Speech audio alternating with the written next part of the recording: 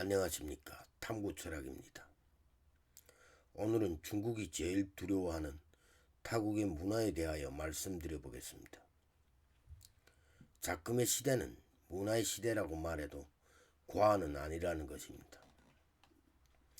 그래서 요즘 보면 중국은 틱톡이나 자국의 플랫폼에서 자국 문화를 수출한다고 하면서 적지 않은 중국인들을 외국에 내보내서 자국의 전통 의상을 홍보하게 하는 영상들을 많이 볼 수 있다는 것입니다.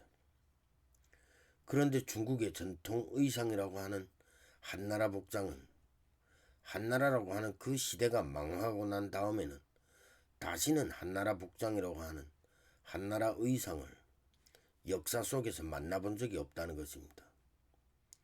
그리고 그 누구도 다시는 입어본 적이 없는 상상 속의 의상이라고 말할 수도 있다는 것입니다. 그 말인즉 전통 의상이라는 개념 자체를 부정하고 자기들 마음대로 아무 말이나 가져다 붙이면 그것이 곧 중국식 개념이 된다는 말 같지도 않은 소리를 하고 있다는 것입니다. 전통 의상이라는 것은 단일 민족이 국가가 망하더라도 자기들끼리 적당히 모여서 자기들만의 전통과 자기들만의 의상을 끝까지 지키거나 끝까지 이어져 내려왔을 때 그것을 전통 의상이라고 한다는 것입니다.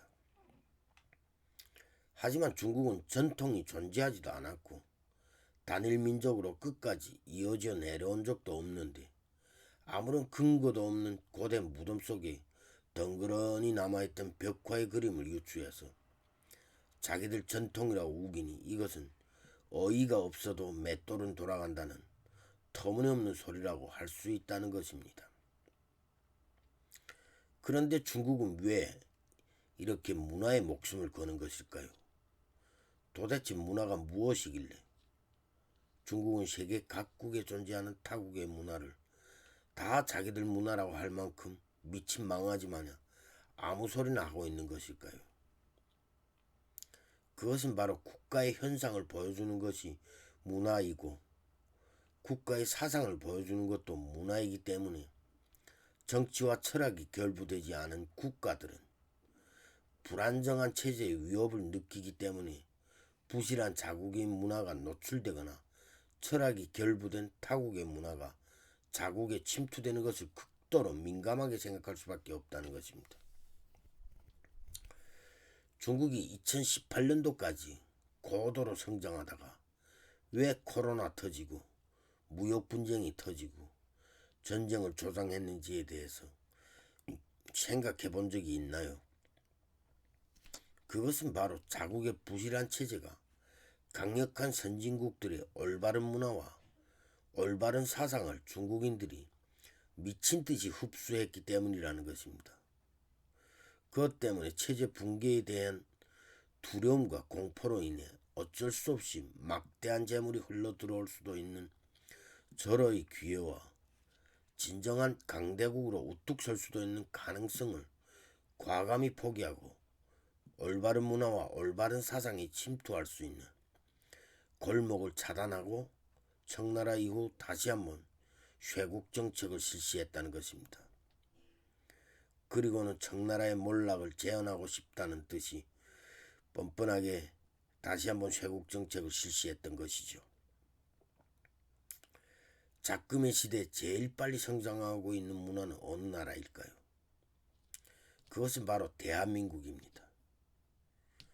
지금 이 시기에 대한민국의 문화는 세상에서 제일 아름답고 제일 부드럽고 제일 세련됐다고 말할 수도 있다는 것입니다.